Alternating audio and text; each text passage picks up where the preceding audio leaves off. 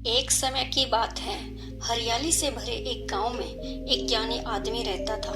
उसकी शांति और ज्ञान को देखकर लोग दूर दूर से उसकी सलाह लेने आते थे। एक दिन एक बेचैन लड़का उसके पास आया। उसकी आंखों में बेसब्री थी। उसने ज्ञानी आदमी से विनम्रता से कहा, मैं अपने सब्र के अभाव से परेशान हूँ। मैं अपनी बेचैनी में शांति कैसे पा सकता हूँ?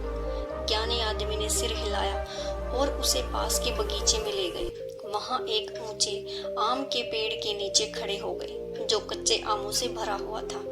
जवान लड़के की नजर उन टहनियों पर टिक गई, जो मीठे आमों के लिए तरस रही थी। इस पेड़ को देखो, ज्ञानी आदमी ने धीरे से कहा।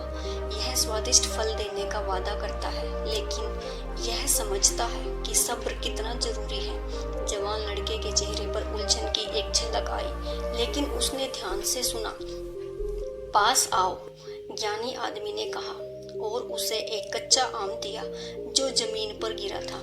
उसने वह आम उसके हाथ में रखा और कहा, इसे चख लो। जवान लड़के ने आम का एक टुकड़ा काटा और तुरंत ही उसका खट्टा स्वाद महसूस किया, जिससे उसकी भौरें सिकुड़ गई।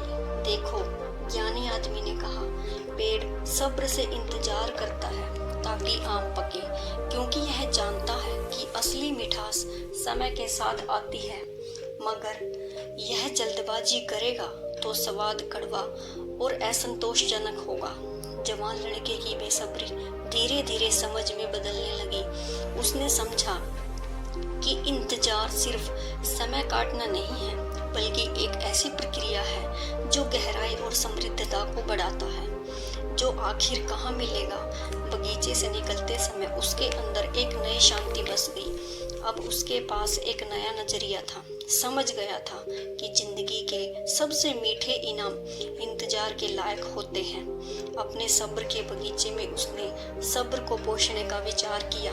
हर पल को पकने और प्राकृतिक रूप से अनफोल्ड होने दिया। जैसे पेड़ अपने फल को पकने के लिए इंतजार करता है, हमें भी अपनी जिंदगी में सब्र अपनाना चाहिए। सब्र सिर्फ समय का गुजर जाना नहीं है, बल्कि एक ऐसी प्रक्रिया है जो हमारे अनुभवों को गहराई और मिठास देती है।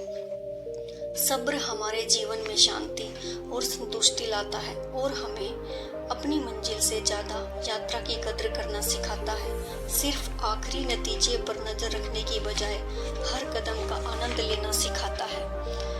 उन सब्र, सबक और अनुभवों को अपनाना चाहिए जो हमें बदलते हैं। Thanks for watching.